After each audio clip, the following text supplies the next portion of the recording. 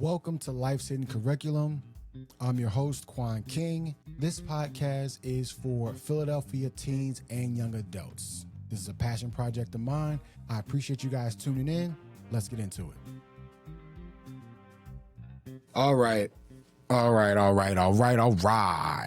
Ladies and gents, welcome back. Let's get into today's episode. We're going to talk about a couple different things. It's kind of going to go a little bit all over the place, so I apologize in advance. But what I want to talk about today is really a few things. In light of the recent events that have happened in our country with the death of a podcaster, I think it's only right that we talk a little bit about the importance of social media, the importance of news, and the importance of influencers. So bear with me. This is going to be a little bit all over the place at times, I assume, but it's coming from a genuine place. So I want to make sure that, again, I continue to give you guys the best understanding of the world as you guys are starting to kind of see it take shape before your eyes, and also be able to give some level of just understanding and clarity to things that you are seeing and help in any way that I can. I had originally created an episode that was going to really talk about the role that social media has played in the news cycle and how young people are consuming news differently than past generations.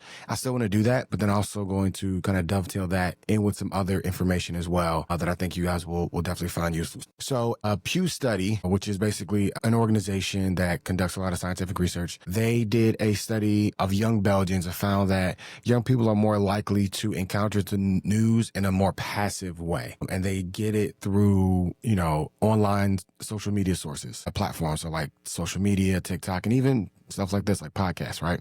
And if you guys have tuned in at all to the recent election cycle, you will have heard certain names or certain podcasts that played a very influential role in helping to shape the election this year, which was a very, very new thing. Young people don't watch local news, 6 ABC. Young people don't like tune in and watch the nightly news. They don't tune in to, CBS or to NBC or to ABC. They don't watch headline news, and young people really don't watch CNN, MSNBC, Fox News, all that kind of stuff, right? They, in a large part, according to this study, and you let me know too in the comments or you can DM me. Young people don't really see the news unless it comes across their news feed, I guess, ironically, I should say. So you may be scrolling through social media and then something might pop up, whether you're on Instagram, you're scrolling through your page, or you are on TikTok, or you are on YouTube and something pops up, or you might get like a notification on your phone about something that happened. A lot of young people don't actually actively go out and search what's today's news or what's happening in the world today, because you guys are preoccupied with other things that are more immediate to your everyday kind of survival in life. And so with that being said, it says this study also found that young people are captivated by things they find visually dynamic, that are quick, and are delivered by people that they feel like they can relate to. So again, you're not going to sit and watch. First of all, you're not going to wait till 6 or 7 o'clock to turn on the news to listen to some guy in a suit tell you about what's going on. That's just not going to happen. But if you happen to be scrolling on your For You page and then something pops up and it's like, yo, wake up, you got to see what's going on. Check this out. Don't let this happen. That kind of stuff, the stuff that kind of like really sensationalizes and like really speaks to you on an emotional level and gets you to react. Those are the kind of things that kind of can get you engaged in the news. So this data also found that TikTok is actually becoming a significant source of news for American adults, especially the young adults. And it aligns with the study that they did in Belgium and suggests that news consumption is actually getting larger and becoming a global phenomenon. So you have young people who are actually finding out about what's happening, let's say, over in the Middle East because they're on social media, and people in the Middle East are posting things on social media. And so that's how young people are finding out things that are happening, whether or not those specific countries want to have that information out. People have the ability and access to, in real time, put the information out there. And it's no different than a Citizens app. I know some people in Philly have it, some people don't, some people hate it, some people love it. I have it. I know for certain that every day I'm going to wake up to multiple messages about things that, shit that's happened all throughout the city. Yesterday it was a report of a woman on a bridge in a dress. in a wedding dress, standing on a bridge with her arms out. Like, what the fuck, bro? I don't know. But that's news, right? If that turned into like a bigger story, then more things start happening. And just today, there's a report of a shooting at an ICE facility in Dallas, Texas. So people are, looking at that in real time. You got thousands of people who are on that app that are finding out kind of what's going on, what's happening, forming opinions, saying things about it, and then taking it from there. So I want to get into that a little bit later, but I want to finish kind of with this, how you guys consume news and how that's changed over time.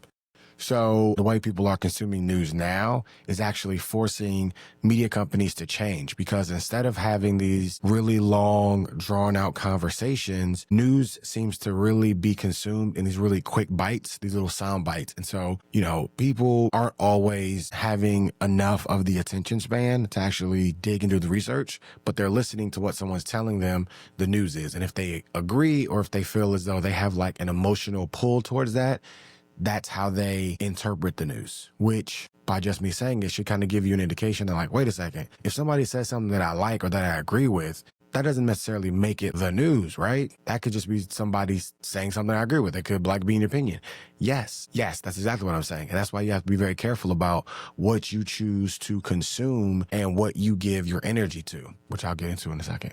I know I keep saying I'm gonna get into it, but just hold on now. Hold on. There's a method to the madness here. But also, media literacy is very important. How do you verify information that you're getting? If you're getting on social media, that's not a very great, reliable source, because there's also people on there that's showing pictures of their feet. And there's also pictures of people flexing and, perpetrating. We used to call it perpetrating back in the day. Now y'all call it flexing, y'all call it styling, whatever the fuck y'all call it. What y'all call it is people pretending that they got they shit together and that they living these great lives. They're getting flown out places. They're on these elaborate ass and exotic ass trips and shit. And they got, Birkin bags and all this kind of other shit. But in real life, you see these motherfuckers like on the daily and you're like, motherfucker, your mom drives a Honda Accord. What are you doing? You're not flexing. Them fake ass Balenciagas. Again, we all are aware and know of that. But again, you all, this younger generation, you all have these two different lives that you live. Again, you're in real life, and then you have your online social media persona, avatar, whatever you want to call it. So I'm not here to discredit any of those things. That is a way in which you all live.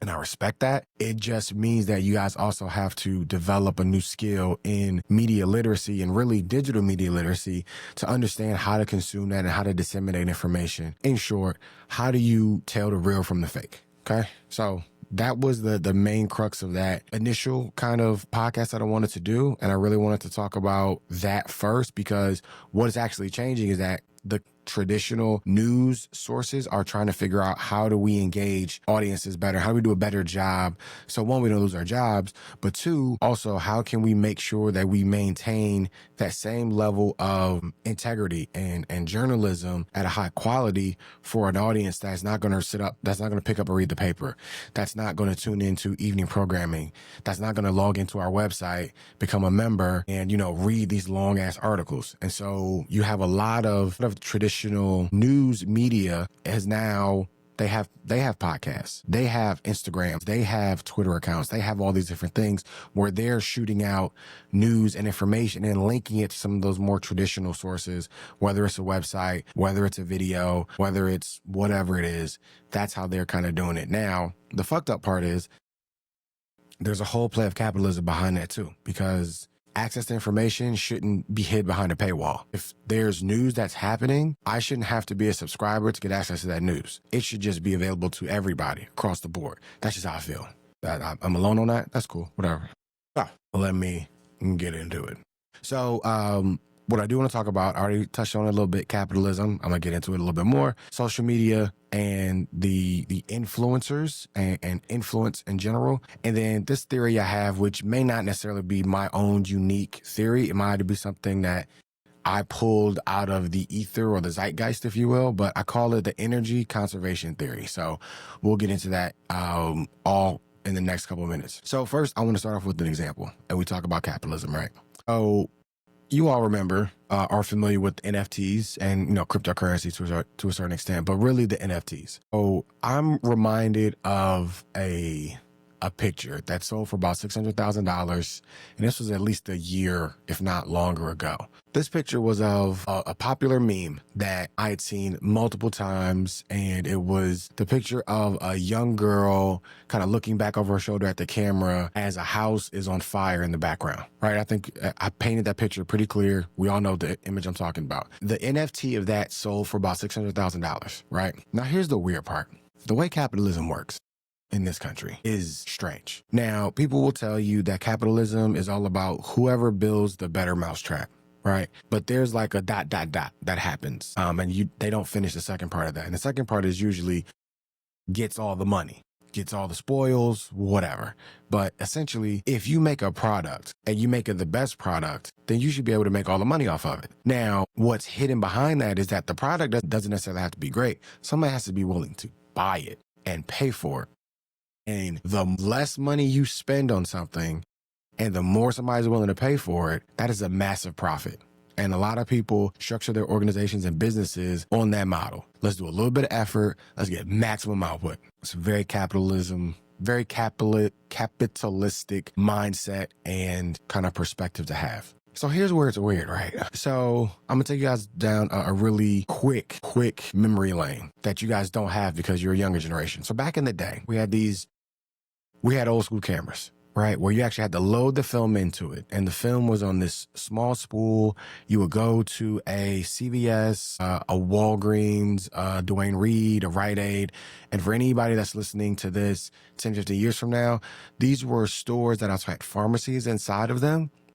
And they used to be buildings that would be like on the corners, and not every corner, but you could find them in little communities, you could find them in shopping centers, that kind of stuff. And you would actually go in there and you could buy some small groceries and some random knickknacks. But then they also had a pharmacy in the back where you could buy drugs, legal over-the-counter drugs. So let's not get ahead of ourselves here. But also, usually they had like a photo center.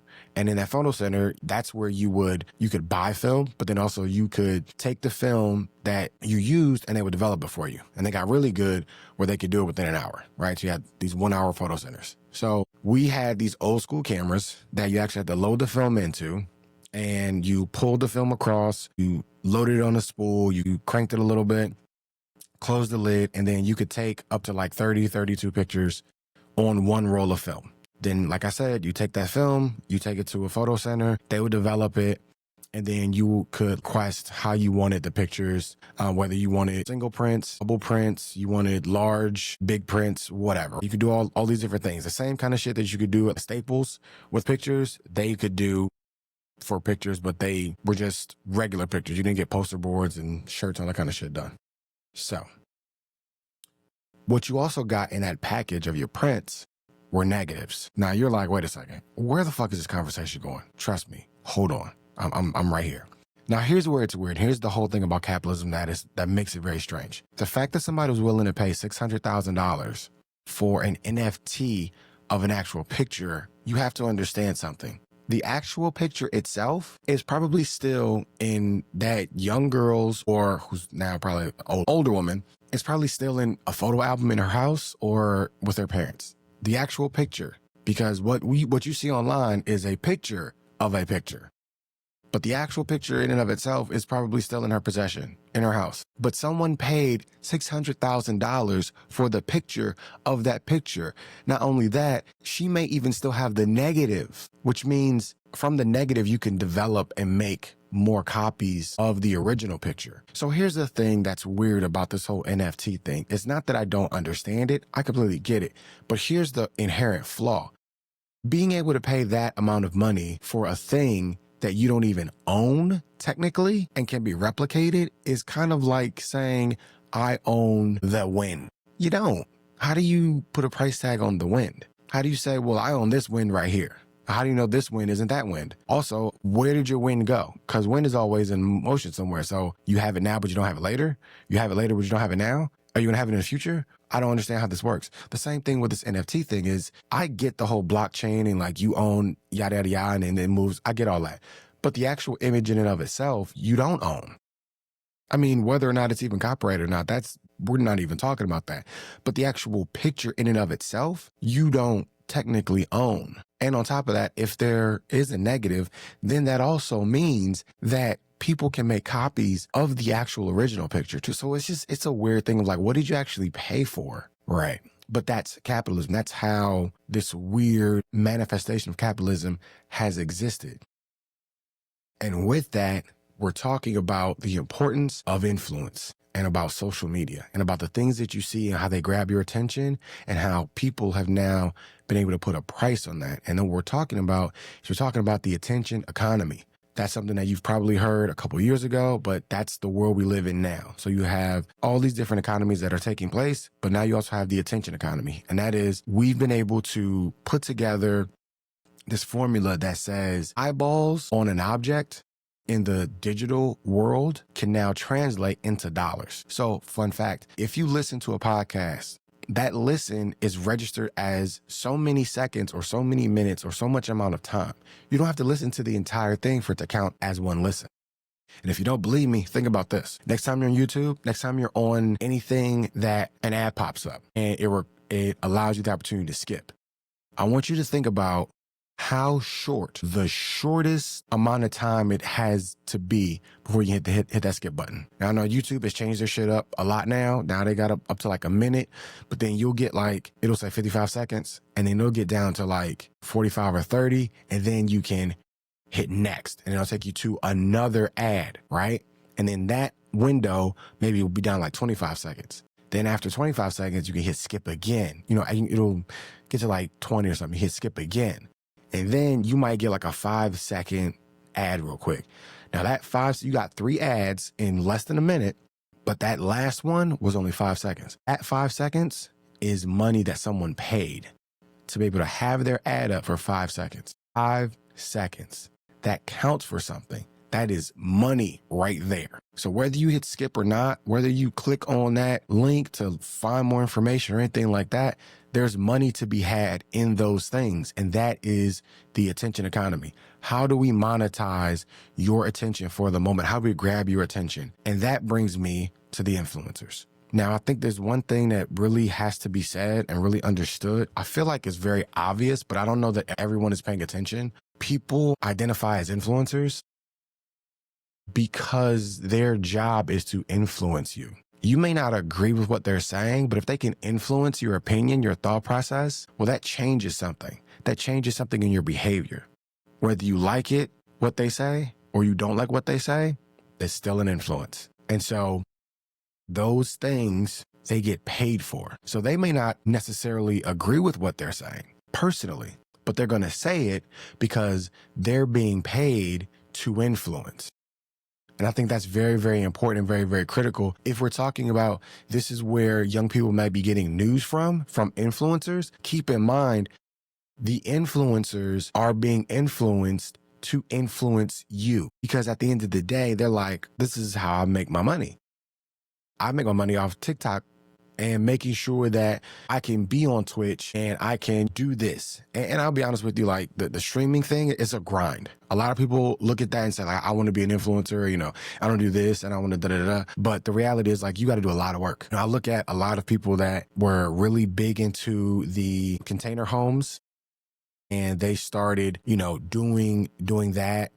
And it was like really cool and really fascinating, especially during the pandemic where a lot of people were trying to escape the crazy shit that we were dealing with in the cities, and they could tune into these YouTube videos and watch a couple struggle with building a house from scratch, all that kind of shit. But I said this very early on to my wife when she was watching. I was like, look, you do realize that now this is their stream of revenue. They're not going to be able to stop building container homes. They're going to figure out some way to justify why they're still building container homes and still building this house 5, 6, 7 years later, if not longer. You can't just like shut that off all of a sudden. And sure enough, they still have episodes. I mean, it's dope. It's fun to watch, but it's a weird existence to have where you have to basically set up your life to record yourself doing something. And then not only do you have to do that, but then you have to make sure you get episodes out on a regular basis. Then you got to make sure that you're wearing certain things. Then you have to make sure that you're setting up, the camera just right to capture all these other things that people really want to see. And then you got to figure out, well, when I put this content out, it gets this kind of reaction. So when I get this kind of reaction, that gets me more views. These more views get me more money. So I got to do those things that will get me more money. How do I go viral? Right. And so that can be very problematic, because if you're now doing things that are going to get you more buzz, which get you more money, at a certain point, are you being yourself, or are you being something else that other people want to see? And is that thing that other people want to see a good or a bad thing? Because most people want to see bad things. It's just almost human nature. We're fascinated. We're drawn into things that are taboo, that are controversial, that are salacious, and all that kind of other shit. It's just how humans are. But that comes at a consequence, because then you're talking about selling out. Then we're talking about prostituting ourselves. Then we're talking about exploiting ourselves just to make money. And that can be a very dangerous game. And it can also be even more dangerous when you have other young people who are growing up in a generation that the internet has been a source of information. So if you have people that are intentionally putting things out there that may or may not be true because it puts money in their pocket, that affects a younger generation who is coming to this same space to say, well, this is where you get information from. And then when they get misinformation, they're frustrated and they're like, well, how is this wrong? Because I got it from here. And then we say, well, no, that's not factually correct. That's not a reliable source. Well, now how are we defining reliable? Because you're saying this website is reliable, but this website is not reliable, but they're both websites. And so I get some of that frustration. And that's a different conversation on digital media literacy, but that is one that young people have to have. You guys really have to have digital media literacy skills. I cannot tell you how important that is, because like I just said, there are people that make money off of influencing young people, whether it's to do good things or to do bad things. And I can go through a list of examples, whether it's purple toothpaste, and I'll just stop right there, because that's enough. That is enough. Y'all know exactly what I'm talking about. Ain't nobody using no fucking purple toothpaste. That shit was a scam. It was a sham. Everybody bought into it. Everybody's like, oh my God, it makes perfect sense. But somebody just made a quick buck off of that and kept it fucking moving. So be very careful with how you are receiving certain information. And that gets me into my energy conservation theory. So energy conservation, think of it like this, right? I'm a product of the 90s. So I grew up with video games. Well, early on, when you play video games, you had a health bar when you started every level. And so when you started this level, health bar was usually at 100%. And throughout the course of playing in that level, you had things that were either going to, give you boosts and give you power-ups or increase your life. But then you also had enemies and obstacles, things that would detract from your life. The same is said for the amount of energy that you have in the course of the day. Now, you wake up every morning ready to face the world. And the world is going to be any level of whatever it is, but you only have so much energy to give before you're just like, fuck it, I'm done, and you kind of tune out. My suggestion, my theory, as I like to call it, is that you have to be very mindful of what you give energy to. Not everything requires or warrants your energy. For me, I want to make sure whatever it is that I'm doing, I have enough time at the end of my day to be here for my family. That is the most important thing to me, period. Being a great dad. So if I come home and I'm all burnt out from work and other things, then that means that I didn't conserve enough energy to make sure that when I came home, I had enough to be with my family and to be present with them. So I've prioritized my life in such a way that I know that I can always do that.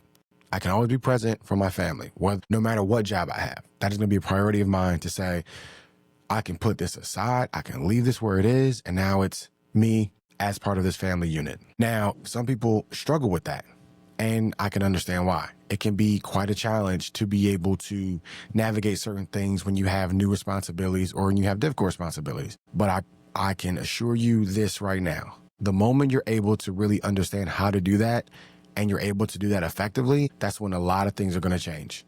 And it's important that you conserve your energy and you also understand where you're giving energy to.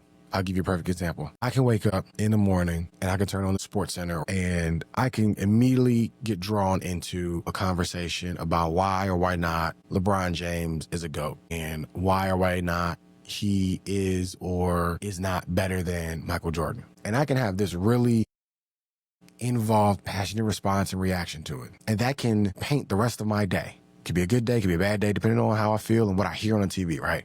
But what you have to understand is I've given energy to that. I didn't have to. That was a choice that I have. What I give energy to is a choice. I gave energy to that. And I decided to say, well, this is important. This is something worth giving my time and energy to. And that brings up the point that I want to drive home the most. Whether you're a person of color, white, male, female, other, in between, outside of, immigrant, indigenous, doesn't matter. If you're a human person, the one currency that we all have is time. And what we give our time to says a lot about who we are and where we're able to go. So if we are in a space where we're consciously giving our time to things that take away our energy and then we don't have anything left, we have to understand what we can do better. And there's nothing wrong with getting your information from social media, but don't let that be the source of your information. Because social media in and of itself, y'all know this shit, is low-key toxic. Sometimes it's nice shit on there. It's like really uplifting things and there's motivational words and inspiration and all that kind of shit. But then a lot of times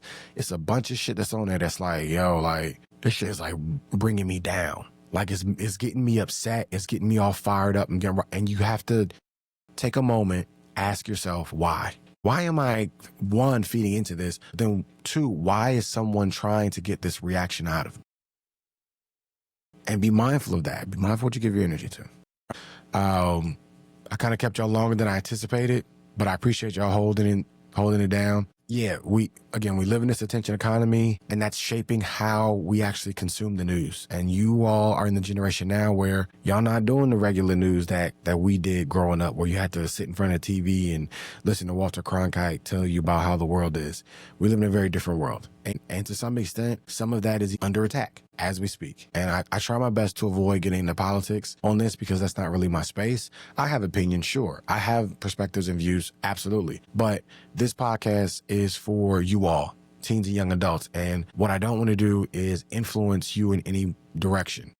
This podcast is for all of Philadelphia teens and young adults. So Black, white, Hispanic, Asian, everybody. If you fall within the age bracket of 14 to 24, 25, I want you to feel comfortable listening to the podcast and saying like, all right, like he really trying to put me on some shit. Maybe I don't agree with everything, but I can understand what he's saying is like, oh, I get it. I see how this is important. I see how this is going to make an impact for me later down the line. So I fucked with that and I appreciate it. And that's why I keep tuning in. That's all I can ask for. That's all I got for y'all. Until next time. Thanks for listening to another episode of Life's Hidden Curriculum. If you want to support this podcast, please go to GoFundMe.com, type in Life's Hidden Curriculum, and you'll see it pop up. We got the cool orange and like aqua color logo there. No donation is too small. I greatly appreciate it. All the money goes towards producing these 8 high-quality video podcast episodes featuring teens and young adults. None of this money comes to me. So whatever you want to give, I greatly appreciate and look forward to more dope content.